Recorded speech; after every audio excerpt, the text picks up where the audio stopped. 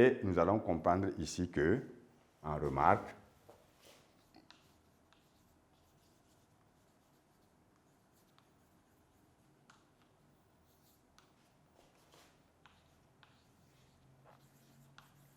d'abord, sachez qu'on ne peut additionner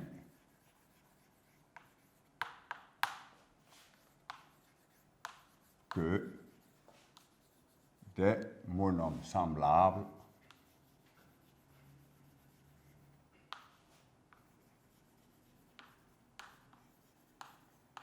c'est-à-dire ayant le même degré.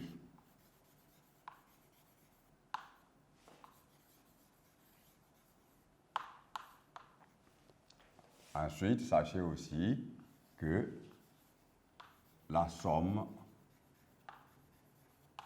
de deux monomes semblables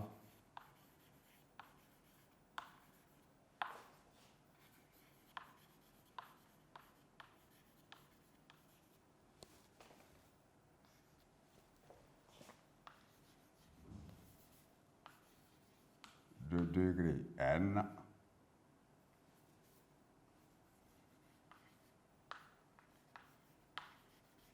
est un monome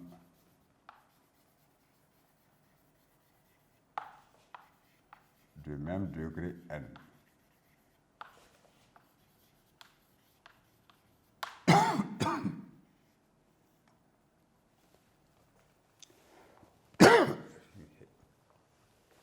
Ici, enfin, nous allons voir que pour ce qui concerne la réduction d'un polynôme, cela veut dire que lorsque le polynôme ne compte que des monomes qui ne sont pas semblables, alors on obtient toujours un polynôme. Donc ici, la somme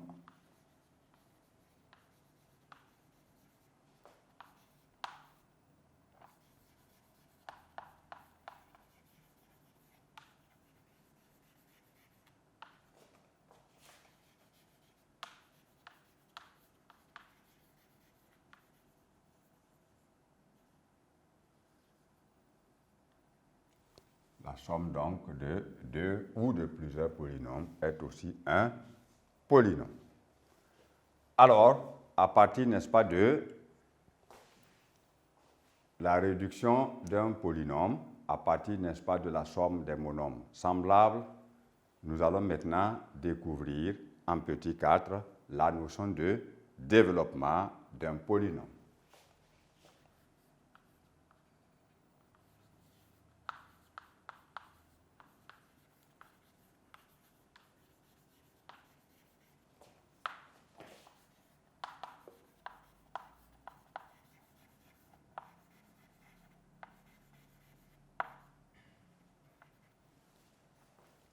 Alors, d'abord, tout comme factoriser, nous allons aussi définir un peu ce que veut dire développer.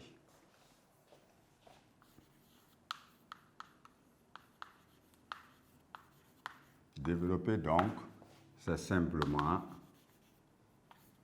transformer une somme, un produit en une somme.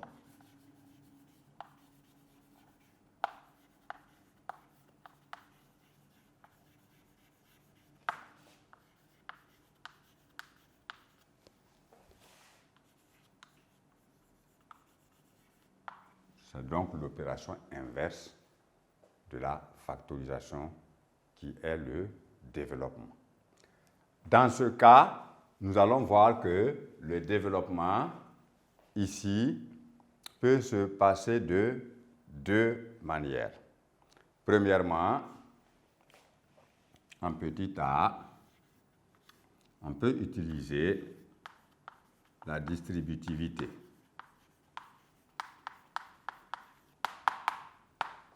De la multiplication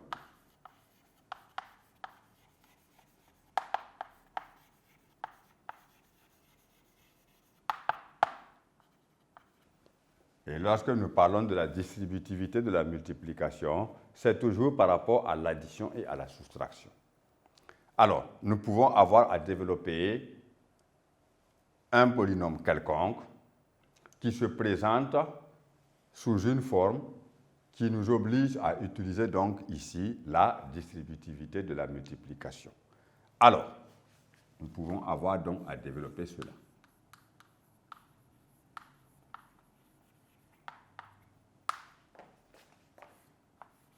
X plus 5, facteur de 2x moins 3. Alors, voici un développement qui se présente sous cette forme-là. Nous allons utiliser donc la distributivité de la multiplication par rapport à l'addition et à la soustraction. Dans ce cas, nous devons reconnaître que dans les différentes parenthèses, nous avons des éléments qui sont inscrits là-bas sous forme d'une somme. Alors,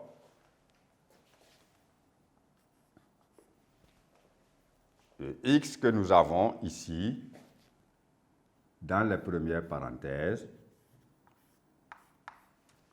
il doit être multiplié par 2x moins 3. Et enfin, le 5 également à son tour doit être multiplié par la même expression 2x moins 3.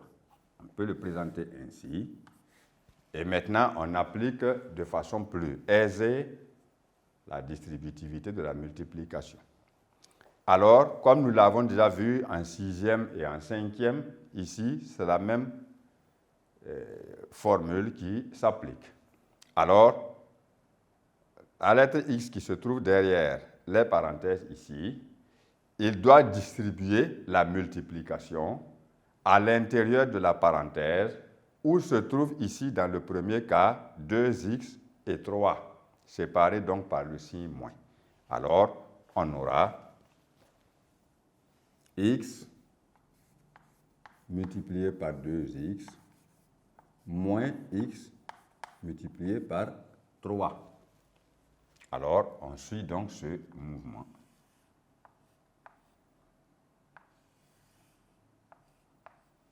Plus, on peut donc l'écrire avec des parenthèses, plus, on ouvre encore des parenthèses et on fait le deuxième développement en multipliant d'abord 5 par 2x et ensuite en le multipliant par 3 en tenant compte du signe moins qui les sépare. On aura alors 5 fois 2x moins 5 fois 3.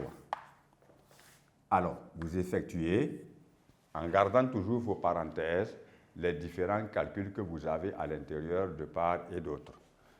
X multiplié par 2x, on obtient donc 2x puissance 2, moins 3x dans les premières parenthèses. Dans les deuxièmes, on aura donc 10x moins 15.